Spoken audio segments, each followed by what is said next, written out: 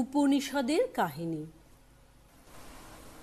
দেবতা আর অসুর উভয়েরই পিতা হলেন পরমপিতা ভগবান। দেবতা আর অসুরদের ভিতর চিরকাল ধরে চলেছে গোলমাল ঝগড়া, মাঝে মাঝে হয় তুমুল লড়াই।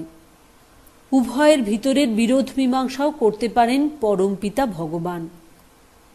এবার দেবতা ও অসুরেরা নিজেদের জানবার ও বুঝবার কথা ভাবলেন।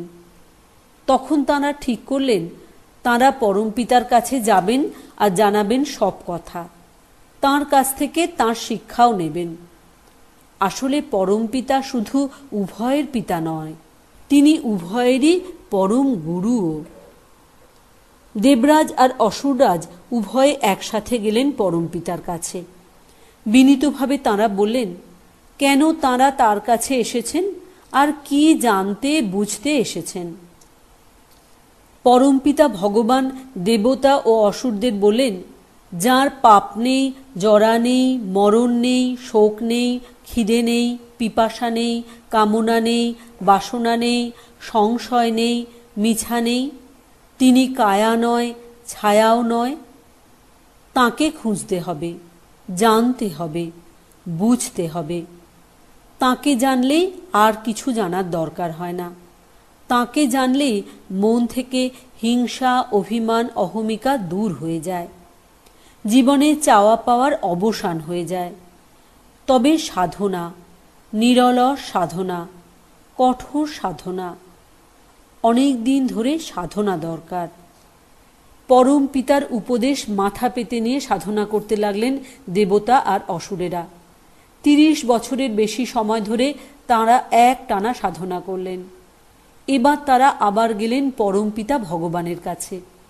পরমপিতা বুঝতে পারলেন যে সাধনায় তাঁদের হিংসা দূর হয়েছে অসূয়া, বিরাগ আর বৈরীভাব।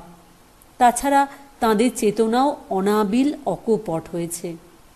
পরমপিতা ভগবান তাঁদের বললেন, তোমাদের চোখের ভিতর যাকে দেখা যায় তিনিই হলেন সুধা, তিনি অভয়। তাঁকে জানতে হবে, তাহলেই তোমাদের জানা শেষ হবে। দেবতা অসুরেরা এই কথার মানে ঠিকমতো বুঝতে না পেরে বললেন, জলে ও আয়নায় নিজেকে দেখা যায়, তাঁকে কি জানতে হবে। পরমপিতা ভগবান তখন বললেন, তোমরা ভুল বুঝেছ, তোমাদের জানা ঠিক হয়নি। আমি বলেছি চোখের ভিতর যাকে দেখা যায়, যা তেজ চোখের ভিতর অনুভব করা যায়, সেই তেজময়কে জানতে হবে। চোখের ভিতর নিজের দেহের কায়াকে নয়, দেখতে হবে ছায়াকে, যার তেজ তুমি অনুভব করতে পারবে। পরমপিতা বললেন, জলে বা আয়নায় দেহের রূপ পাল্টালে ছায়াও পাল্টে যায়, মানে কায়া পাল্টিয়ে যায়। তবে নিজের চোখের ভিতর দেখা হলো অনুভবের দেখা, অনুভূতির দেখা, বোধের দেখা, চেতনার দেখা। সঠিকভাবে দেখতে পারলে ছায়া কায়ার ভিতর আর তফাৎ থাকবে না তোমাদের কাছে, সব এক হয়ে যাবে। শুধু চোখের দেখা নয়, মনের দেখায় দেখতে হবে। মনে রাখতে হবে শারীরিক মরণে শরীর শেষ হয়ে যায়, মনের মরণ নেই। মন ছিল, আছে, থাকবেও। দেবতা আর অসুরেরা পরমপিতা ভগবানের পায়ে মাথা নত করে যে যার জায়গায় চলে গেলেন।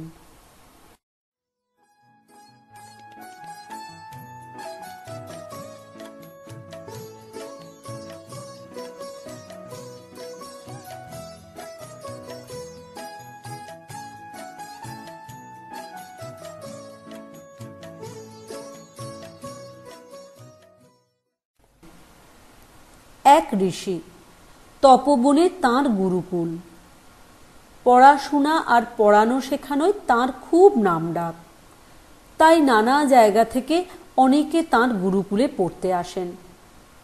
এই ঋষির গুরুকুলে পড়তে এলেন উপকৌশল নামে এক তরুণ। পড়াশোনায় তাঁর খুব অনুরাগ। গুরুকুলে এসে উপকৌশল মন দিয়ে পড়াশোনা করতে লাগলেন। শুধু পড়াশোনা নয়, তিনি রোজ গুরু সেবা ও গুরুকুল সেবা করতেন খুব মন দিয়ে। উপকৌশলের এই পড়াশোনা ও গুরু সেবার কথা সকলেই জানতেন। ঋষি ও তাঁর বউ তাই উপকৌশলকে খুব ভালোবাসতেন নিজের ছেলের মতো। উপকৌশল গুরুর কাছে সব কিছুই জানতে চান, বুঝতে চান। কয়েক বছর কেটে গেল। উপকৌশলের পাঠদান শেষ। এবার গুরুকুল ছেড়ে নিজের বাড়িতে ফিরে যেতে হবে। উপকৌশল বুঝতে পারলেন যে গুরুর কাছে তাঁর শিক্ষা শেষ হয়নি, এখনো একটি বিষয় শিক্ষা বাকি আছে। অথচ গুরু শিক্ষা না দিলে তিনি শিক্ষা লাভ করবেন কি করে? এদিকে গুরু গুরুকুলে সবাইকে বাড়ি যাবার অনুমতি দিয়েছেন। উপকৌশলকে এখনো বাড়ি যাবার অনুমতি দেননি। গুরুমা মানে গুরুর বউ জানতে পেরে গুরুকে জানালেন, এ কেমন বিচার আপনার?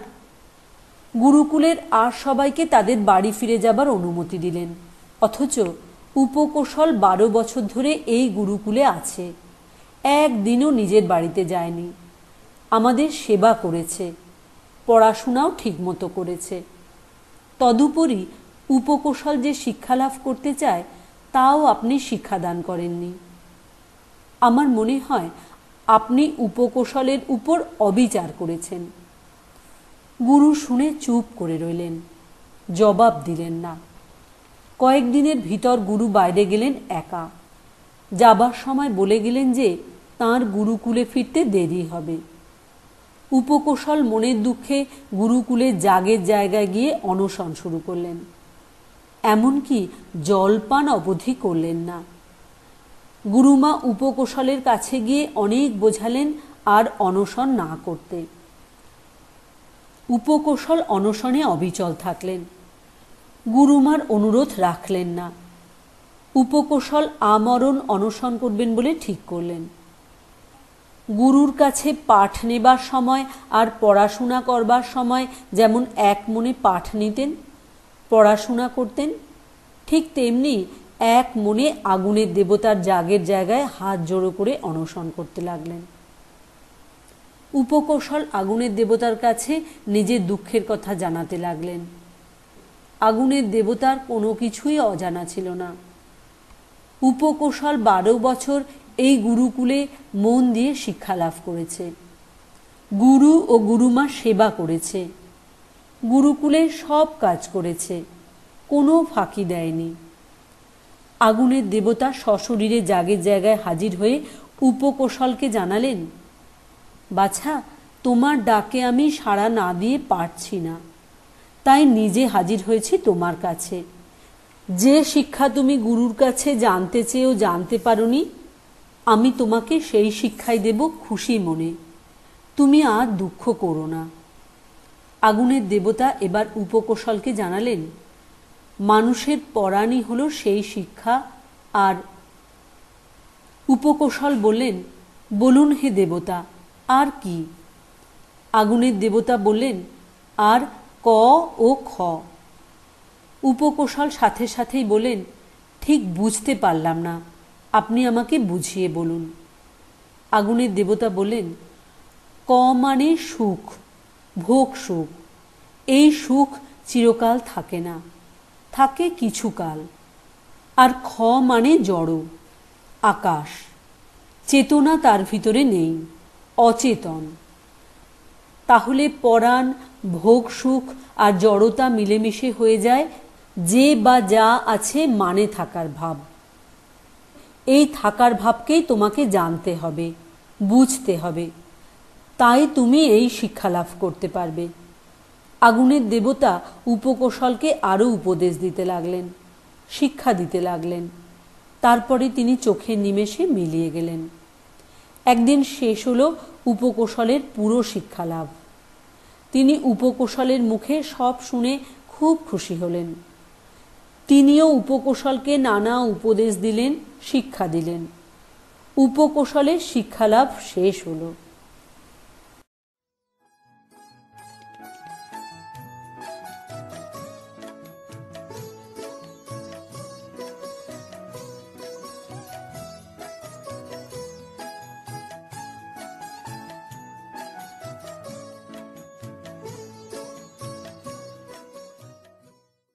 গার্গী এক মহীয়সী নারীর নাম। তিনি ঋষি তনয়া। সেকালে শিক্ষালাভে নারী পুরুষের সমান অধিকার ছিল, কোনো ভেদাভেদ ছিল না। গার্গী কঠোর সাধনায় সফল হয়েছেন। তিনি শিক্ষা লাভ করেছেন। নানা রাজসভায় গার্গী হাজির হতেন।